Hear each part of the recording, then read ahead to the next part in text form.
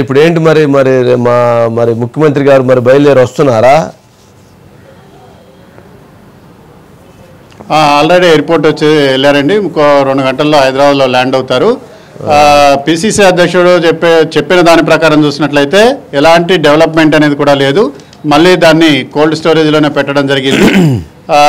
చాలా వరకు కూడా ఆయన చెప్పే ప్రయత్నం కూడా చేశాడు. సార్, తెలంగాణలో ఆశావాహులు ఎక్కువ మంది డిమాండ్ చేస్తున్నారు. పిసిసి కార్యవర్గం అనేది కూడా ఇప్పటివరకు ప్రకటించలేదు. అసంతృప్తి అనేది కూడా పెరిగిపోతుంది. ముఖ్యంగా కవిత బీఆర్ఎస్ పార్టీ నుంచి ఒక 5 ఎమ్మెల్యేలను తీసుకొని మన వైపు వచ్చే ప్రయత్నం చేస్తోంది.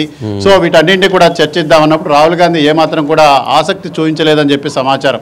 ఎందుకంటే గత కొద్ది కాలంగా చూసినట్లయితే రాహుల్ గాంధీ తీవ్ర చిరాకు కోపంతో ఉన్నారు. కొన్ని ఇంటర్నల్ పరిణామాలు అంటే కూడా జరిగిన ఇంటర్నల్గా జరిగిన పరిణామాల సందర్భంగా ప్రియాంక గాంధీ కూడా ఈవెన్ కేసీ వేణుగోపాల్తో పాటు మిగిలిన వాళ్ళపై ఆగ్రహం వ్యక్తం చేయడం కూడా జరిగింది. నిన్న కేసీ వేణుగోపాల్, పిసిసి అధ్యక్షుడు, అదేవిధంగా రేవంత్ రెడ్డి ముగ్గురు కూడా కలిసి మంత్రివర్గ విస్తరణ, అదేవిధంగా ఈ పిసిసి కార్యవర్గానికి సంబంధించిన ఫైల్ని కదుపుదాం, రాహుల్ గాంధీ దగ్గర డిస్కషన్ చేద్దాం, దీని ఒక కొలికి తెద్దామని చెప్పి ప్రయత్నాలు చేశారు. కానీ వీళ్ళ ప్రయత్నాలకి రాహుల్ గాంధీ బ్రేక్ వేయడం జరిగింది.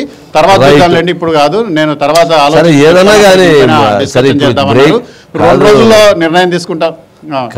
ఏదన్నా పర్వాలా, కాకపోతే 1 వీక్ 10 days లేకపోతే 1 month, ఇప్పుడు 1.5 అయింది, ఏముంది, ఇంకో 1 సంవత్సరం అయింది అనేది అర్థమైపోతుంది ప్రజలకి.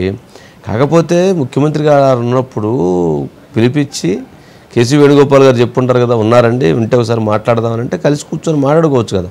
కానీ మొన్న కాంగ్రెస్ పార్టీ సమావేశంలో అయితే రేవంత్ రెడ్డి గారి వల్లనే బీసీకరణ అయింది, అది మన సక్సెస్, దాన్ని ప్రజల్లో తీసుకెళ్దామని అయితే మళ్ళీ మాట్లాడుకున్నారు.